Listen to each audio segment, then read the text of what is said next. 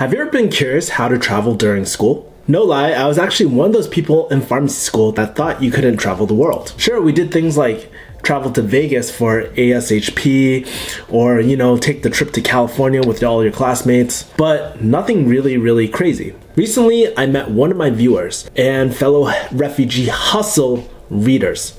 His name is Mudit Verma.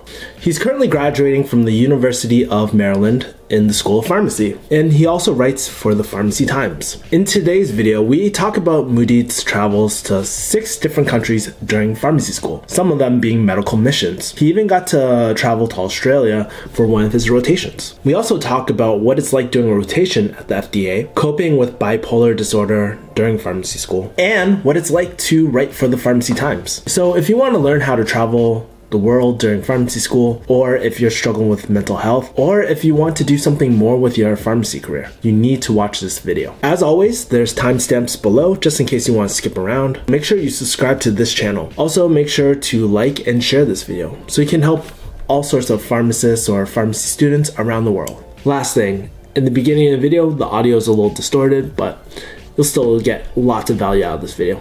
Anyways, guys, here's the video. Take care.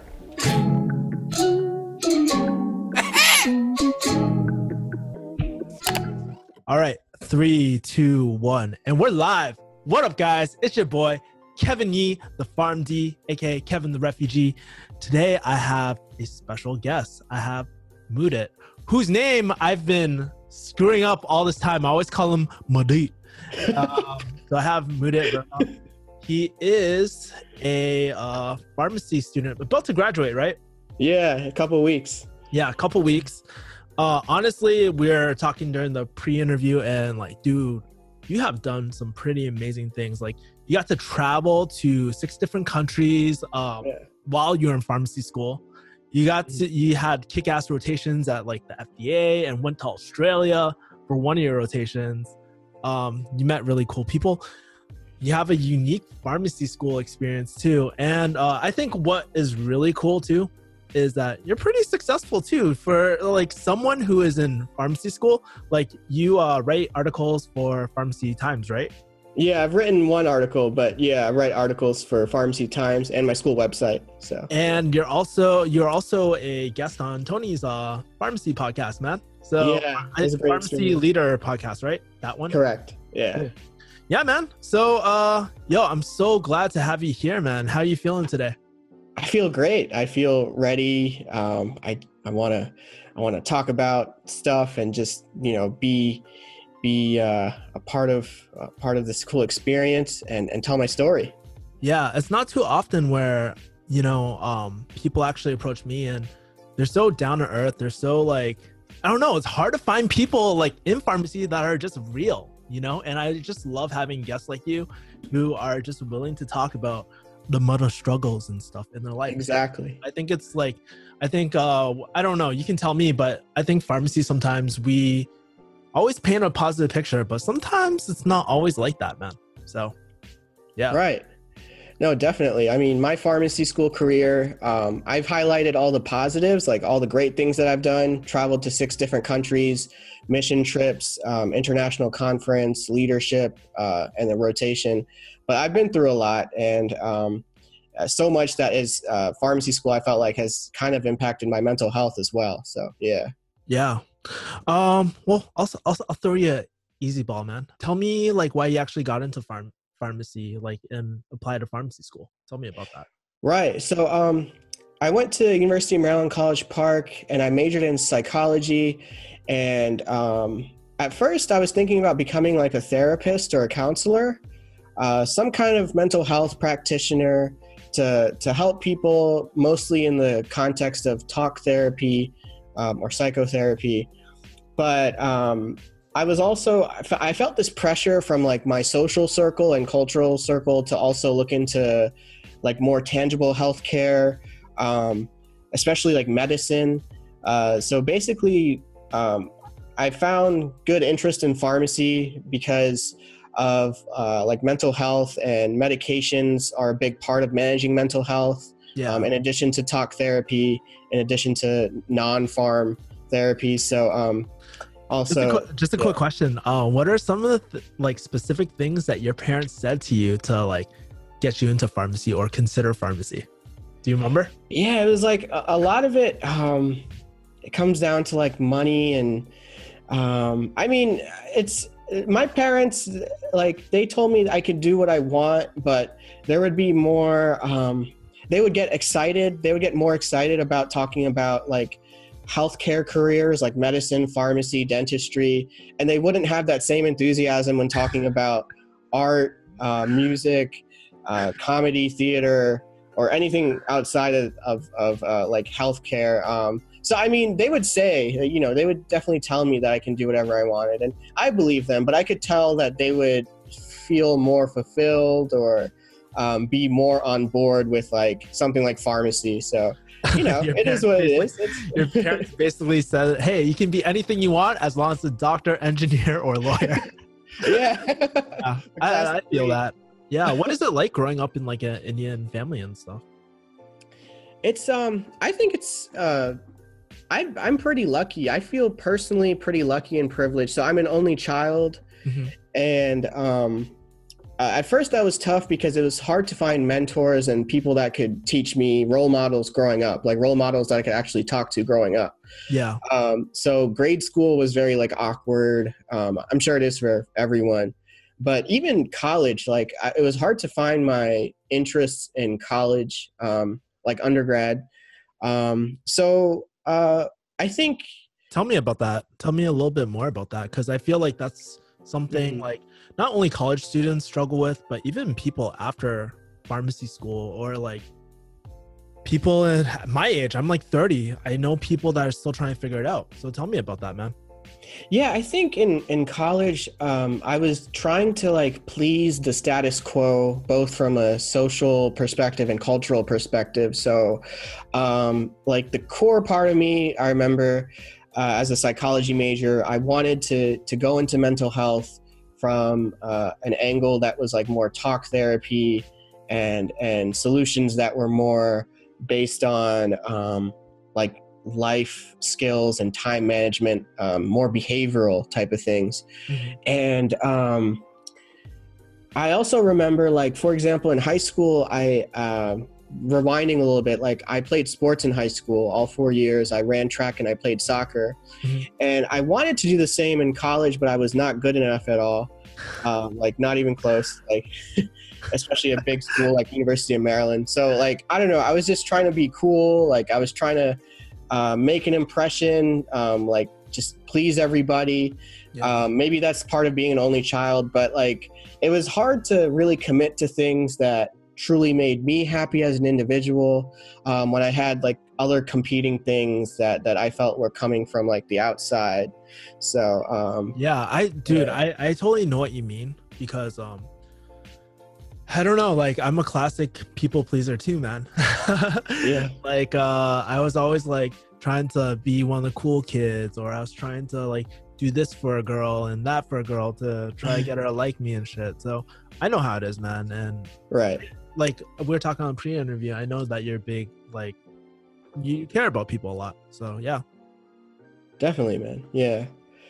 So, you know, pharmacy has been kind of this like, it's been this roller coaster, because I didn't travel at all in undergrad. Like I didn't travel to any countries. I was very sheltered, and a lot of like the people, friends that I looked up to in undergrad, whether they were on a dance team or they were really into their science research, they were traveling, like they were seeing things and cultures that I just wasn't seeing. So like, I knew that going into pharmacy school, no matter what I wanted to do with the degree, no matter what I wanted to do professionally, like I wanted to see what's outside, you know, just like Maryland. And so that's why I traveled to so many countries. Really. That's awesome though. Like, because I feel like there's a huge like misconception, even for me, like I fell into this, but like there's that feeling that you can't travel while you're in pharm school. Right. You feel like you're stuck in a jail almost, you know, but I'm glad to see that, you know, it is possible, you know?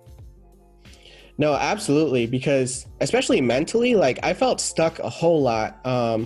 Like our school, it's a great school, lots of great mentorship, University of Maryland, you know, but I felt like I was kind of getting trapped into this contest of trying to get a residency, even though that's not what I wanted.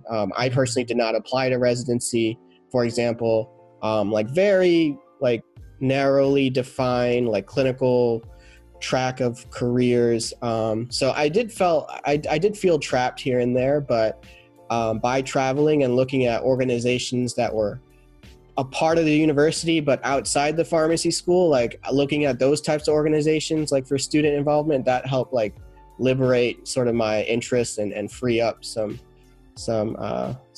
exploration, you know. So yeah. So tell me a little bit more about that. So you said that you traveled. I mean, how did you go about looking for these opportunities and actually pulling the trigger on them? Yeah, so it started during my P1 year. I went on a mission trip to Honduras to help set up a clinic in a rural community. And starting out, like, I didn't know anything. I was such a noob. Like, I had no idea what was going on. I felt like it was more like I was there to help, but like it was more of them teaching me how to do things than like me helping others that first mission trip to Honduras. But that sort of lit a flame for me to like redeem myself in more mission trips, and also to be more appreciative of cultures and lifestyles that aren't similar to my own.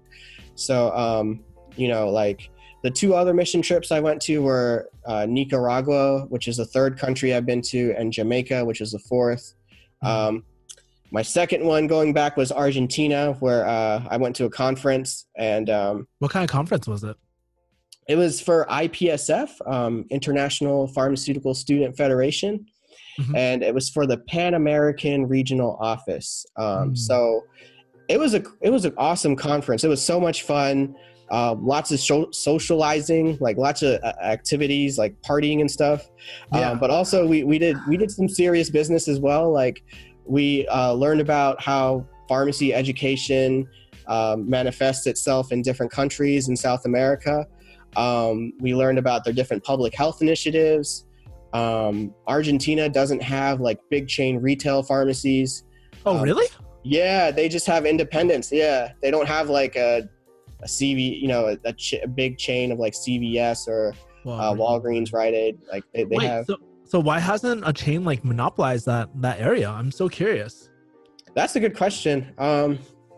Yeah, that's something I should look into. I want to learn the economics of the world. Like there's so much jargon that I need to catch up on. No, that's a really good question. Yeah. But I think as you're talking, I'm just like, wow, you know, you got to like learn all these cool things. You got to meet all these cool people and see different perspectives of the world, man. In pharmacy, which is awesome, you know? Yeah. Yeah.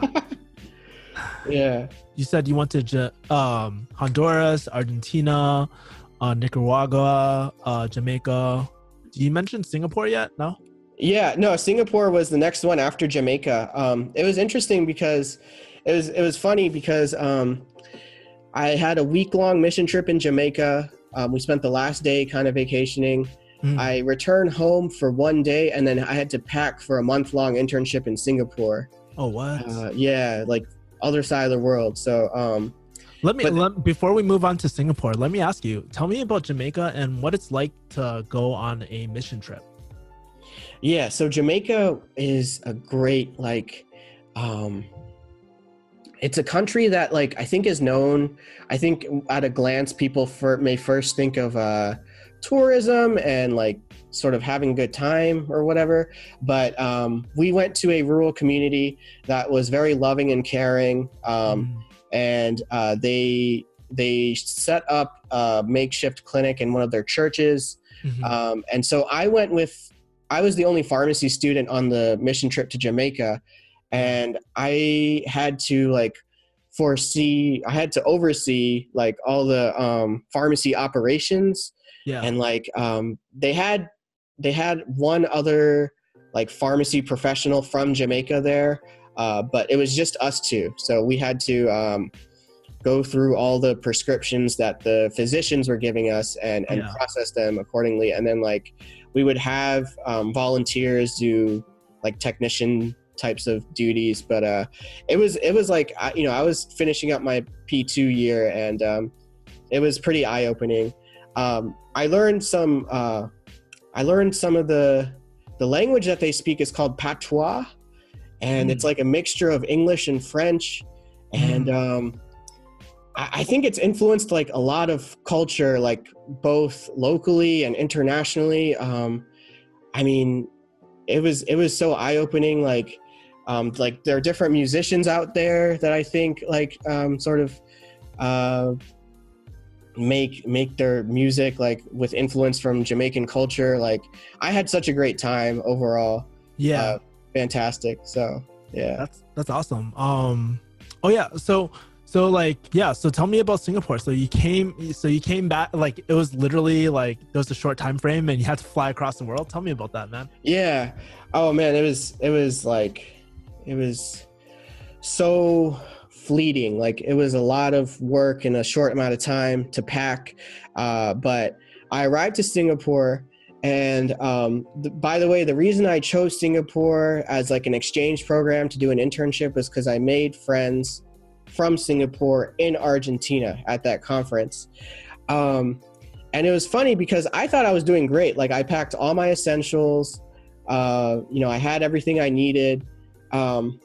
But what was funny is when I landed and my friends met up with me and we went out to eat and stuff, like I left all my Singaporean cash in my like luggage and I didn't put it in my wallet. So they were like scolding me about that. Like, what do you think? Because Singaporeans, like they are really on top of their stuff. Like they don't mess around. Yeah. And then the other thing was like, so they asked me like, so what's my itinerary? What am I going to do throughout this month? Like besides my internship, which is 5 days a week.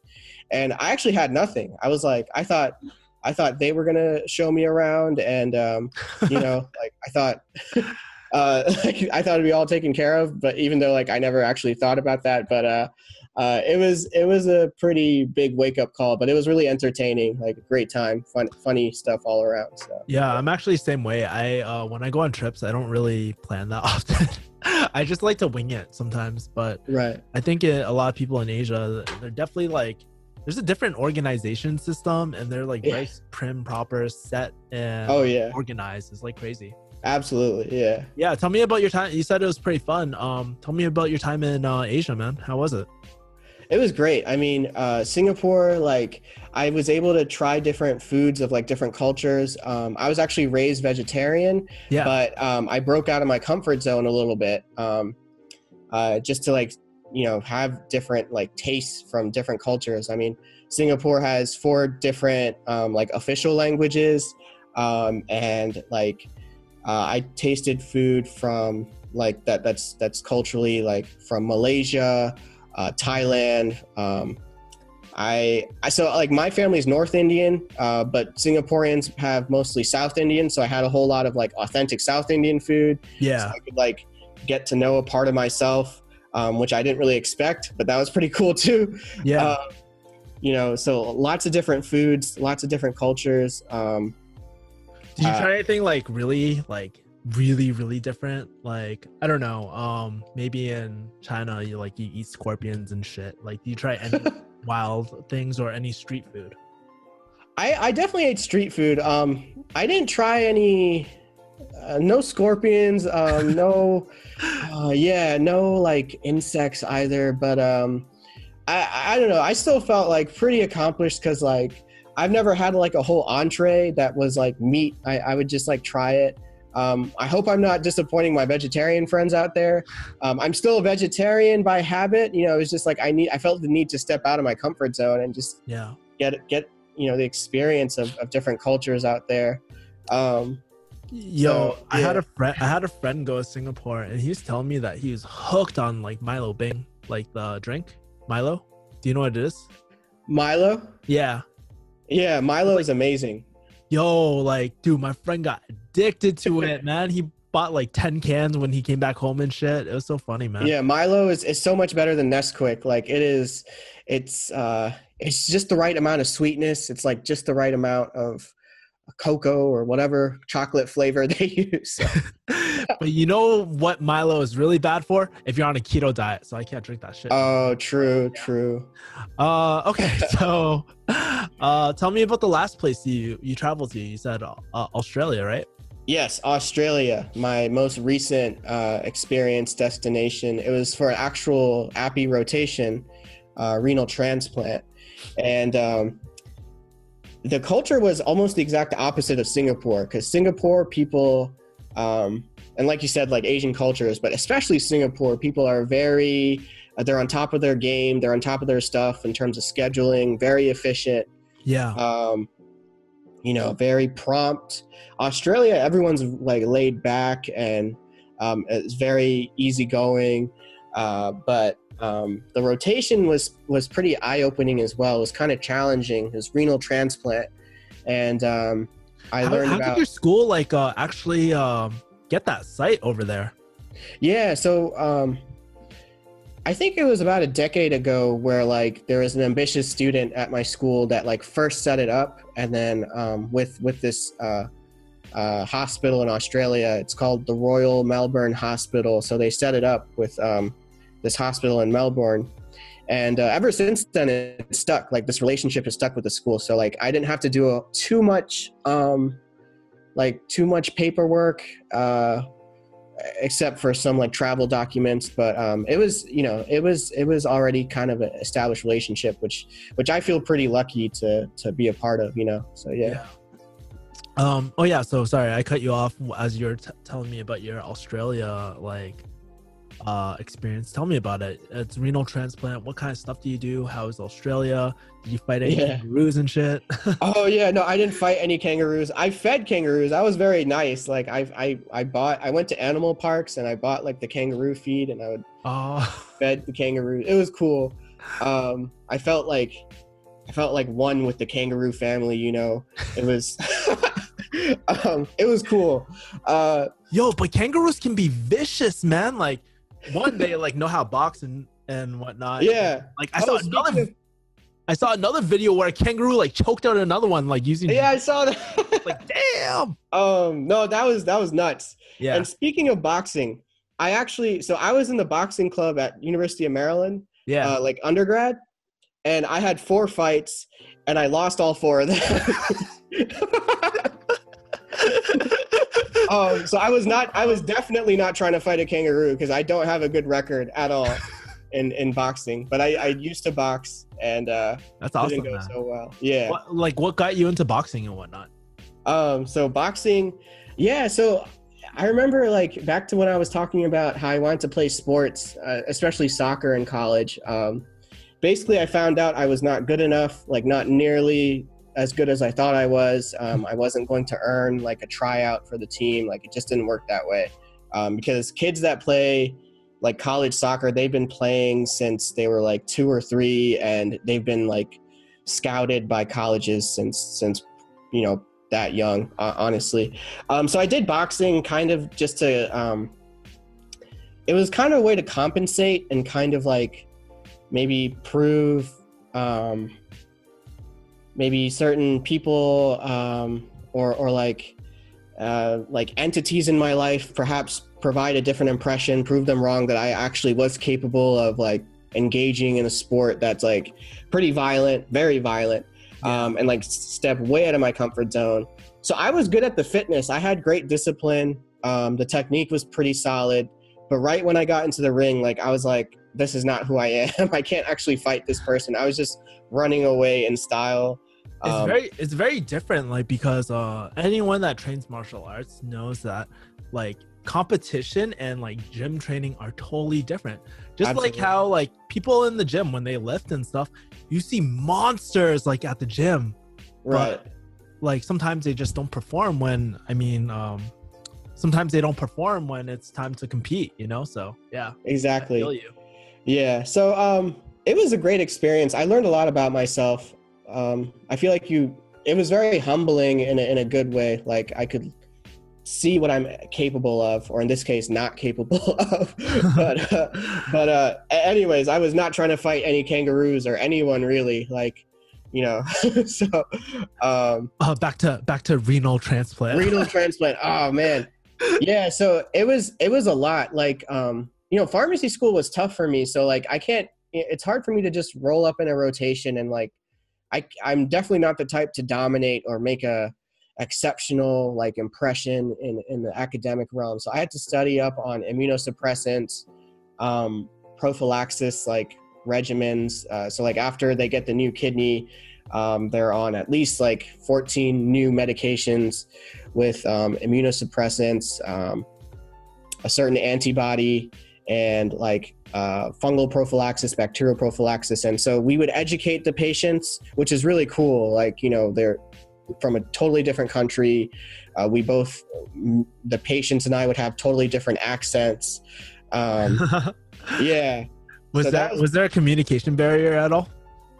I felt like there was, when not really with the patients, because with patient communication, you're supposed to talk, relatively like slowly or at a more basic level. But with the physicians and like the other pharmacists, sometimes when things got busy and people talk fast, like I would almost have to like close my eyes and like really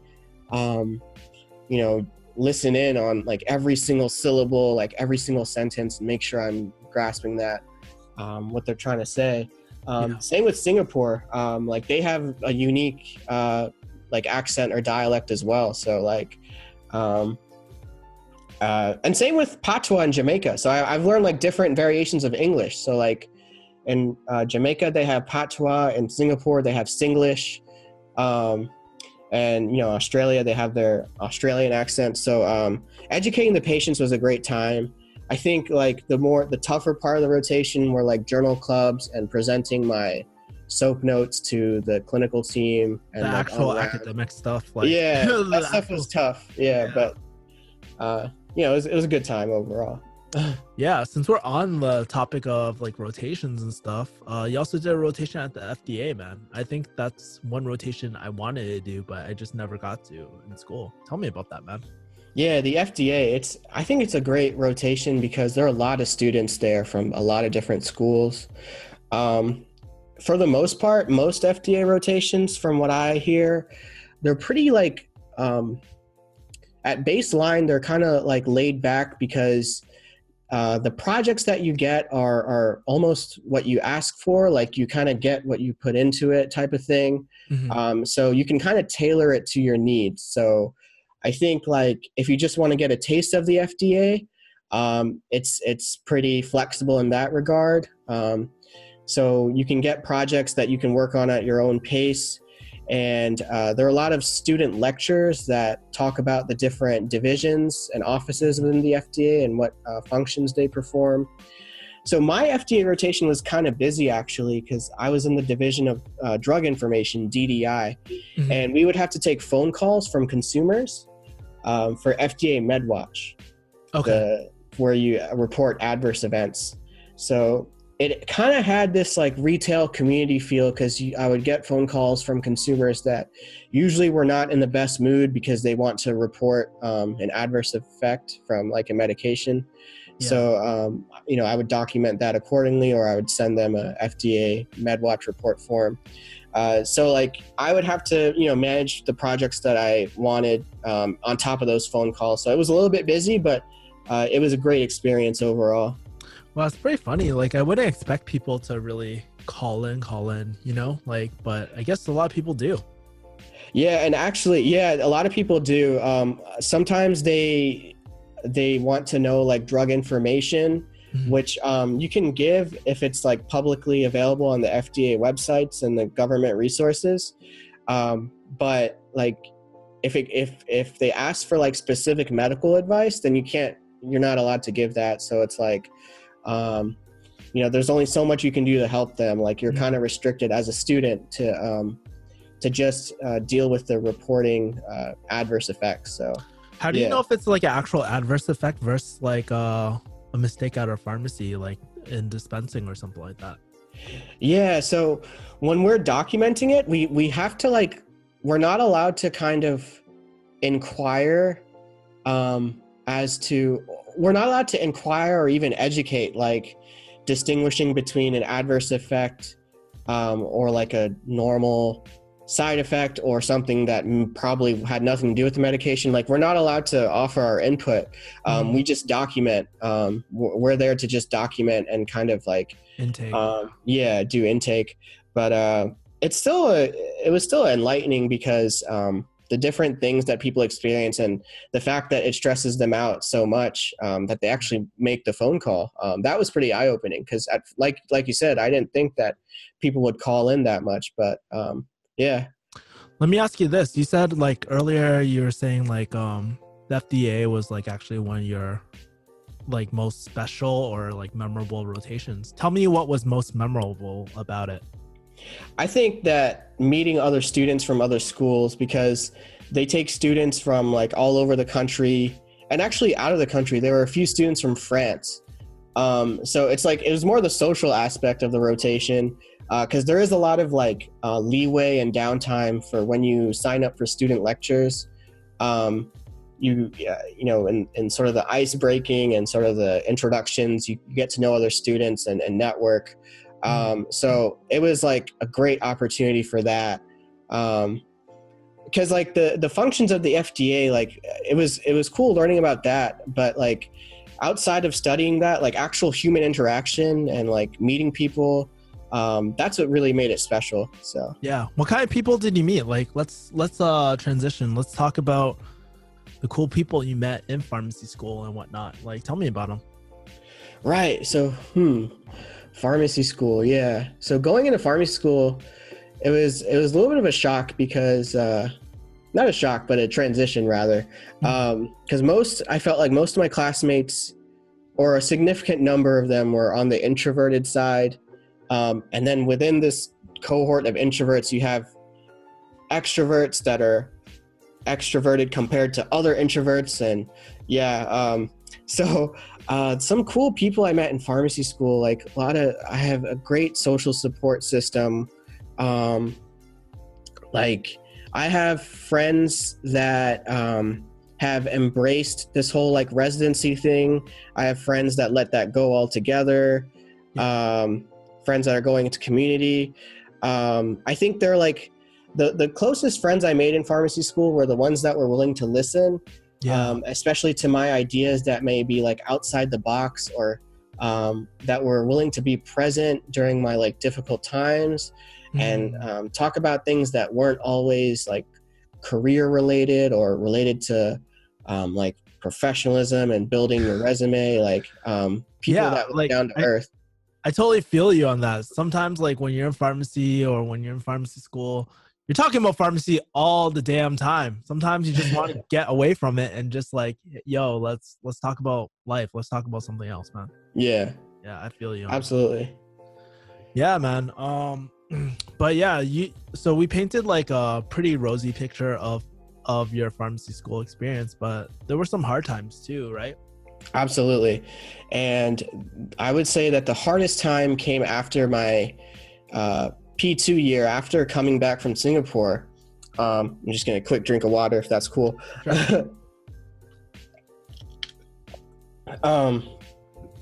Yeah, so my mental health was a big thing, a big sort of aspect of my life that sort of became a priority very quickly after my P2 year. So when I came back from Singapore, I knew that P3 year was going to be hard, and I wanted to kind of prepare in advance. And so I actually went to see the student counseling center because I wanted my grades to be better, and I was feeling down. I was feeling anxious.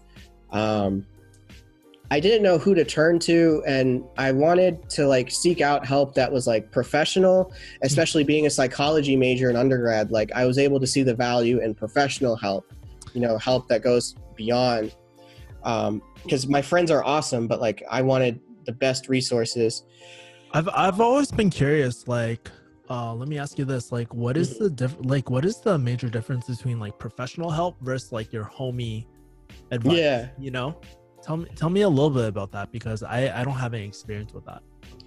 Right. So I think that's a good question, because I can't speak for like actual licensed mental health professionals, because like the degree I got from undergrad was just a bachelor's in psychology. Yeah. But I'll still try to like offer the best I can. Like, I think there are more, it's a lot more rigid. So like when you first see a counselor or a therapist or psychiatrist, I would advise not to have the expectation to have all your problems solved that very first visit, because that's just like intake of your health information.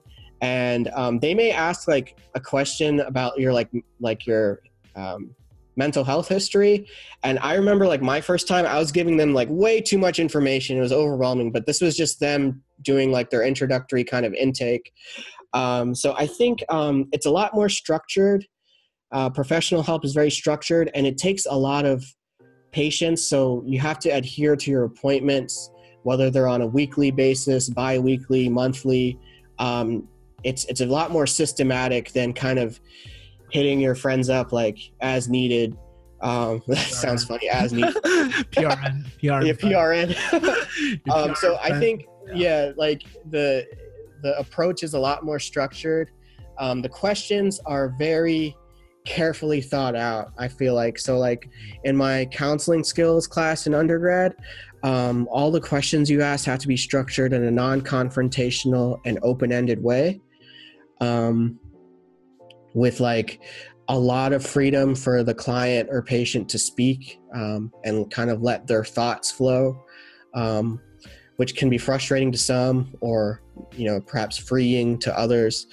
So a systematic, more structured approach, open-ended questions, non-confrontational, and I would say those are the main differences that I can think of. Yeah. So continue your story. So you're saying that you're seeing a counselor, right? Right. Yeah. So I first saw a counselor, and then eventually the school counseling center psychiatrist. So basically the psychiatrist felt that I had anxiety, and the anxiety was preventing me from doing well in school and maybe being more productive in life, and actually prescribed me an SSRI, sertraline, to take care of that anxiety. But the things weren't like happy after that. Like things weren't great after that. So like I had to adjust to the sertraline, which took a month. And then when the sertraline started to really kick in, I started to experience mania, and I had manic exacerbations. This was in the beginning of P3 year. So this was like the mania took place the latter 2 weeks of September.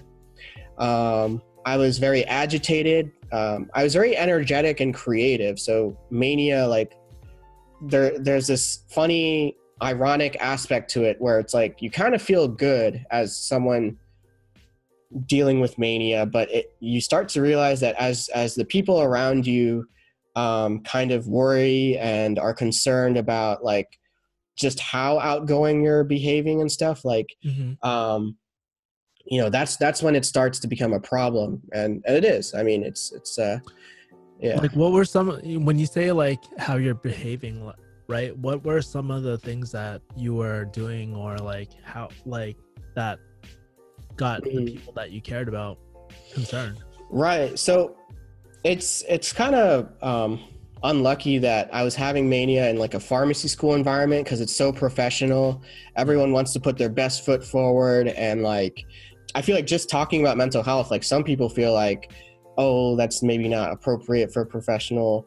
But like, no, some of the stuff I was doing was like, I was participating in class and sitting in the front, but I would do it like too much. I would raise my hands, Yeah, actually there was a time when I raised both my hands instead of just one hand. So I was, yeah. It's like that emoji. Yeah, the emoji. Yeah. Oh, I was actually, some of my mania was talking about emojis. I had this like idea that emojis would bring world peace. So that's the thing. Like I was thinking way too outside the box when the lecture was talking about something very specific, pharmacotherapy, or like a management course, like business. And you're talking about emojis during class. Yeah, and like world peace. Yeah, so it's like it was embarrassing, especially in a professional setting, because I feel like if I was an undergrad, then like maybe that would be a little bit more acceptable, because people like to express themselves in undergrad, But I wasn't sleeping for consecutive nights, racing thoughts, lots of energy, spending a lot of hours at the gym. I guess that was good, but like it was embarrassing to the point where I had to get even more professional help, and I was sent to a behavioral hospital, and it was pretty life-changing because they came to the psychiatrist at the hospital came to the conclusion that the mania was precipitated by the sertraline, and that perhaps I had a long-standing depression before getting on the sertraline, which indicates bipolar. And that opened up a whole new world. I was just like, I was still manic, so I wasn't believing it. I was like, just really, I felt like on top of the world, but I eventually toned down and understood that I do have this bipolar that needs addressing and needs treatment. And I don't know, ever since getting treatment, like at first I was really quiet and like reserved and ashamed for acting so like obnoxiously and immaturely while being manic. I felt like most people were understanding though that it's like an illness, but now I feel like I want to actually like talk about it more and like seek out other people that may deal with mental health issues or have family or friends. Like I want to build a bigger community of people to talk about this stuff, you know? Yeah, I definitely, honestly, I was just listening and watching you, and I see that it's like kind of hard, dude, talking about it. And I think if there's one thing, like, let's say if you're not going through this, right? If you're not bipolar, but you're like a healthcare professional or anything like that, it's like, I feel like people sometimes are so quick to judge, like to just say that person's fucking crazy or anything like that. But I think one thing as healthcare professionals we can do more is like perspective and actually listening to people, you know, and having like a bigger context or understanding about a person's situation, you know? Because when you frame it by itself, like, yo, Mudit is like emoji sign, like praise the Lord type of thing. But when you like contrast that, like, hey, he's having a manic episode, right? Like, you know, it makes. And then all of a sudden you're like, oh damn, I'm a douchebag, you know? Yeah. Really understanding perspective and understanding of people's situation, man. Definitely. I mean, that's where it all starts, conversations. And like I don't blame anyone for having that initial judgment on me, like, what's he doing? Like what on earth is going on? You know, like why is he acting this way? But like once you bring it into context through having these difficult conversations, like dealing with mental illness, a couple of things that came to mind is like sometimes I get afraid as I'm applying to jobs and stuff. Like you're required to check a box. Well, I guess it depends on the job, but like sometimes you're required to check a box that says if you have a disability, and they elaborate in that box that like if you have bipolar, that counts as a disability. And you kind of have to check that box that yes, I have a disability for employment. So that kind of that kind of makes me nervous, but I still feel like the need to talk about it so that people don't judge,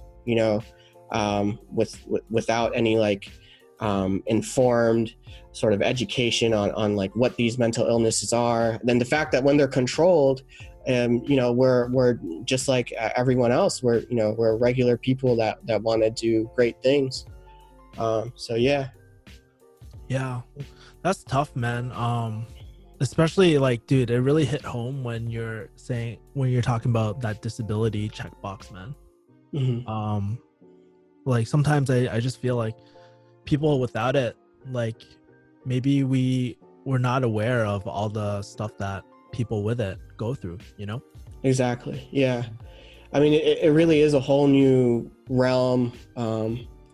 I'll tell you, like my parents and like my family, Indian culture, like there is a fair amount of stigma, against mental illness. I think a lot of it's just lack of understanding and lack of conversation, lack of discussion. But I am hopeful. Like I'm definitely hopeful that through telling my story and sharing my experiences that people can become more understanding. Yeah, it's so crazy. Like like a lot of Asians, like I'm Chinese, right?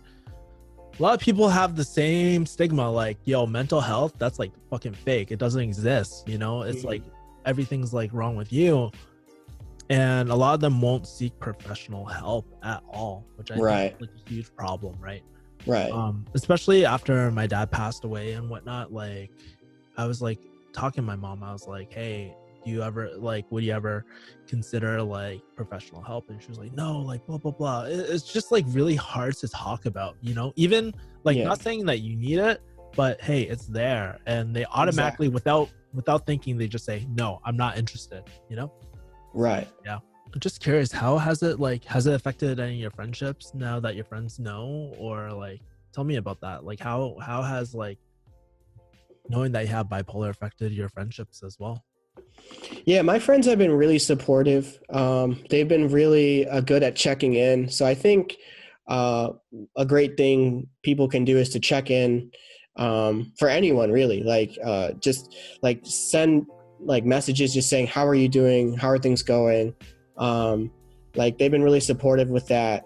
And they also like, because a lot of us are in pharmacy school, I have friends in medical school as well. Like they recognize what they're capable of helping with and when like professional help is needed. So I've been fortunate to be under control since like September, October phase, like, proper medications and like really like stable, etc. And so I don't know that I've had any issues though. I think like the barriers that I'm anticipating is going into employment and maybe like professional culture. I don't have like a whole lot of work experience. I went straight into pharmacy school after undergrad. So like, I'm not sure, I'm just worried that like what kind of barriers, if at all, will having a mental illness create if, going into like the professional working world, like, Yeah, I have no idea. I know they're not allowed to discriminate because you have like a disability and stuff, but like, I have no idea, man. And yeah, I don't know if that's actually true. Like they're not allowed to discriminate, and it says it on paper. But is that actually true? I really don't know. Like, yeah, sometimes there's that like it's like that unspoken rule or like unspoken like truth, But I don't know, man. But like, if you're concerned about like not having past experience and stuff, well, I mean, honestly, everybody starts from a blank slate, right? So it's perfectly understandable that you have zero like experience. But honestly, like taking a look at everything that you talked about and all your experiences in pharmacy school, like that is pretty impressive. Maybe you don't have like paid experience, but you have like a lot of rich life experiences too, So definitely.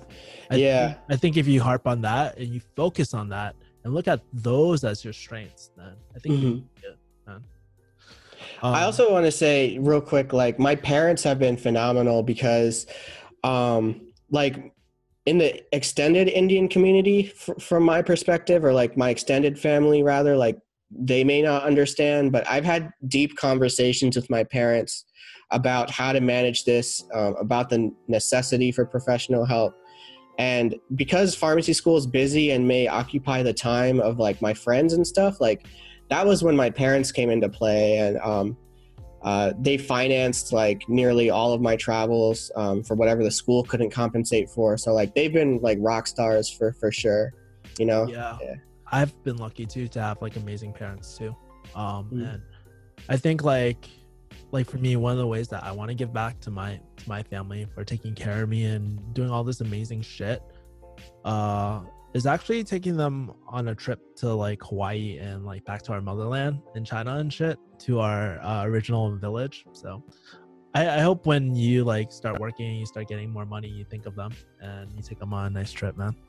Absolutely. I'll do that. Yeah. I'll take them to, I think they want to go to like, we've been to Disney World, not Disneyland. So we'll go to Disneyland and then we'll go to the motherland, back to India, so yeah. Yeah. That's awesome, man. So, yeah. Just one last thing. Well, you talked a lot about your experience and stuff, but one last thing. I'm actually very curious. Like, so you had really good rotations. You got to travel. You met a lot of cool people, but one of the really impressive things about you too is that you're very proactive and you're like involved with the pharmacy world. Like I said at the beginning of the cast, like you've written for Pharmacy Times, your school like website. You're featured on Pharmacy Leaders podcast. Like, tell me a little bit more about that. How did that all come along? Right. So I think because I wanted to travel so much and like learn about other cultures and serve underprivileged patients and things, like I needed something to sort of document those experiences. And so that's why I sought out opportunities with my school and their website to write professional blog posts and like describe all the experiences and interventions I made. So I needed, to me, that was like the existential like receipt, like documentation, like this is what I did and this is how I did it. So it felt like a necessity, like I needed to bring closure to my experiences by writing about them. And so writing really helped me solidify like the impact of my experiences. And so I basically sought out every opportunity I could to write with the school website. And then I shared my writing with Dr. Tony, right? Tony, so like we Dr. Tony. Yeah. And he encouraged me to participate in the podcast, and I was delighted to do so. Like, it was a fantastic experience. So yeah, just like you said, I try to be proactive, and despite the hard times I went through in pharmacy school, because those times were discouraging, I wasn't sure if this was right for me, but every time like an opportunity presented itself to me, or if I foresaw an opportunity down the road, I just took it. So and that comes with like support. Again, I'm very lucky to have supportive family, supportive friends. So yeah, because like I know a lot of people, they wouldn't even think, they're just like, oh damn, I'm just like too busy in pharmacy school, I don't have enough time for this. How do you like organize that time, or how do you make that time and make that a priority for yourself? Oh yeah, time management, that's tough. I feel like sometimes I have to manage my brain, like I have to manage my focus. Like I feel like, people say we all have the same like 24 hours in a day, but I say like I don't know if we have the same focus in a given day. Like I have to like catch myself when I'm like drifting off topic or off task, and then I also have to like pick up on when I'm feeling focused. So like I don't know, like I try to set a calendar and like a to-do list, but I don't block out times. I try to be more flexible with myself. It may not be the best system because it's not very systematic, but like I mostly do like a daily or weekly to-do list, and I don't really impose like a sort of block schedule or order to get things done.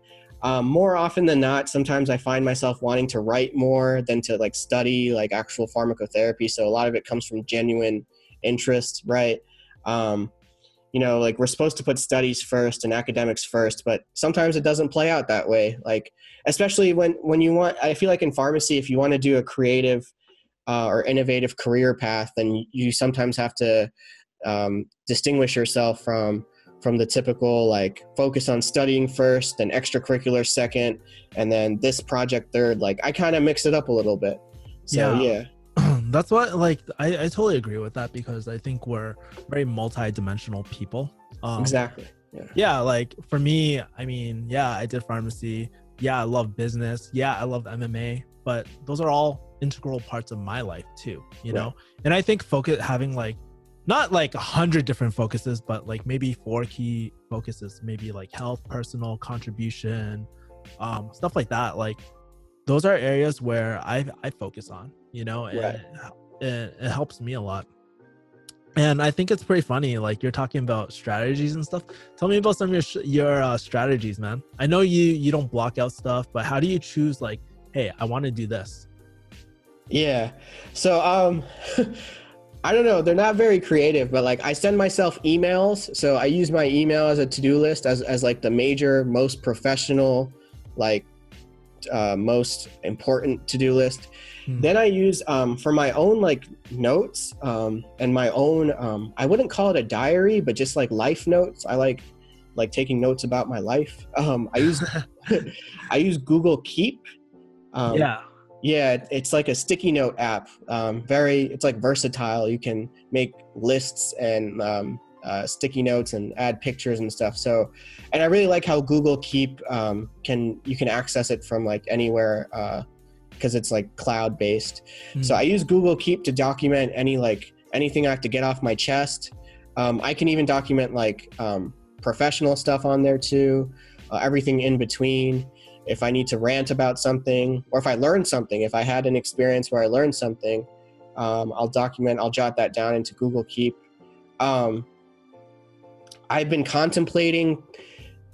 thinking about maybe trying stand-up comedy. Hell yeah. Yeah, in the future. I don't know. It's something I want to try, and we'll see how it goes. So I like if I think of a joke, or not a joke, but an idea for a joke or an idea for a story to tell or material, I jot it down in my Google Keep. So yeah, those are the strategies I use. I make sure to document whatever I'm thinking, whatever I'm feeling. Try my best to document it either by emailing myself or using Google Keep. No, it's pretty funny. I actually have a book on stand-up comedy. I always wanted to try to do it so I could tell better stories and shit. So that's awesome. Oh, man. nice. Yeah. Yeah, man. And I think too, like this is the final thing I'll say about like focus. As I'm taking like this sales course and stuff, like, dude, focus is just, if you think about it, focus is just a decision, right? You're just very adamant about making a decision. And sometimes we're like, oh, I'm not focused, but dude, it's a mindset. It's like, hey, I really want to do this. I'm going to focus on it, you know? So you can change that instantly rather than sometimes we don't always need a complex system too, you know? Right. Let me ask you this. What's next for you, man? Like you're about to graduate and all that sort of stuff. I know you got to take your boards and all that, but yeah. Tell me what's next for you, man? So I've been applying to jobs in medical writing and medical communications, which is pretty much all industry. And I've been applying to fellowships within the FDA. They tend to be newer fellowships and like fellowships that aren't with like PPS and midyear, like ASHP. So these are like more smaller scale fellowships. So I'm looking at those careers because they do have this feel, I think, with like life-work balance. They seem like a little bit more flexible and sort of also big picture, like the impact is a little bit more open-ended and macro scale, I feel like, with industry and also FDA. I'm looking at those two. But there is a part of me, you know, I'm going through these job applications and I'll see what I can land. I'll see what I can achieve. You know, there's a little bit of trial and error involved with this. There is a part of me that's sort of like this kind of wannabe entrepreneur type. Like I kind of think, I contemplate, and I, you know, in my Google Keep, I jot down ideas, maybe like go into starting my own business perhaps, but like that's way, like I'm nowhere near. I still have to like read a bunch of books and become like literate. I still have to become literate in business lingo and finance. And sorry, that was a big tangent, but yeah. Join the deep end. Join the deep end, man. Yeah, sorry. That was a big tangent, but yeah, but like starting out, I'm applying to industry jobs in medical writing. I like patient care, but I think there's a lot of noise and like a lot of like extraneous stuff involved with, I feel like, community and hospital. Like I don't like the idea of doing residency before actually being able to practice in a hospital. So I think industry is kind of what I'm looking at. Yeah, I definitely agree with like community. It's very chaotic. I don't know if that would be really, like, I don't know how that would affect your bipolar and stuff too. But yeah, it's very chaotic, very like everywhere, scattered. There's no focus. It gets pretty tough, man. And sometimes I tell, like, I've been really thinking about the environments that I put myself in. And is it really the environment that is going to help me succeed? I mean, everybody's answer is going to be a little different, right? Right. But that's why I decided to actually walk away from pharmacy for now. Right. I hear you. Yeah. So like essentially anything non-traditional like catches my eye, catches my attention. And I'm still in this early phase of hashing things out and really clarifying my interests. So yeah. Dude, have you ever thought about starting a YouTube or blog, man? Maybe. Oh man, that's another big thing because I've got my stand-up comedy, and I've also contemplated YouTube. I just hope they don't turn out to be like my boxing career, you know? So what? Like if it ends up like as a huge like your boxing career, it's not the end of the world, man. Like everybody flops on YouTube. Yeah. No. You're right. I think I'll give it a shot. I just need to get that oomph. You know, I'm excited, so I think I'll give it a shot. Yeah. Yeah, you should. Dude, make that decision. Focus on it, man. Just like start it up. I'm not gonna lie, like YouTube has been one of the most probably rewarding things of my life, you know? I mean, the reason that why we're connected today, because you found my YouTube, right? But definitely. It's like, especially when you want to make a bigger impact, your like own personal impact, and you want your own cause, there's no better platform, man. This is like the best platform. I already inspired like a few people to start their freaking YouTube, man. And it's nice. It's awesome. Like, I think us pharmacists, more than just us pharmacists, like people in general, like who have multiple interests, should just display their personality on YouTube, man. It's a great place. Definitely. I feel ready to get that going. So yeah. Anyways, guys, if you want to check out Mudit's, not Mudit, but Mudit's Twitter, IG, all his social media, put it below. When he has his YouTube channel, I'll put it below too. Wink, wink, right? But honestly, it was so great having you. Like, I love like our that online relationship to actually working like on this video together. It's really nice, man. There's nothing absolutely than that. Yeah, this has been fantastic. Absolutely, man. Any last words before we sign off? Let's see. For anyone out there that's struggling with mental illness, I'll say that I'm available.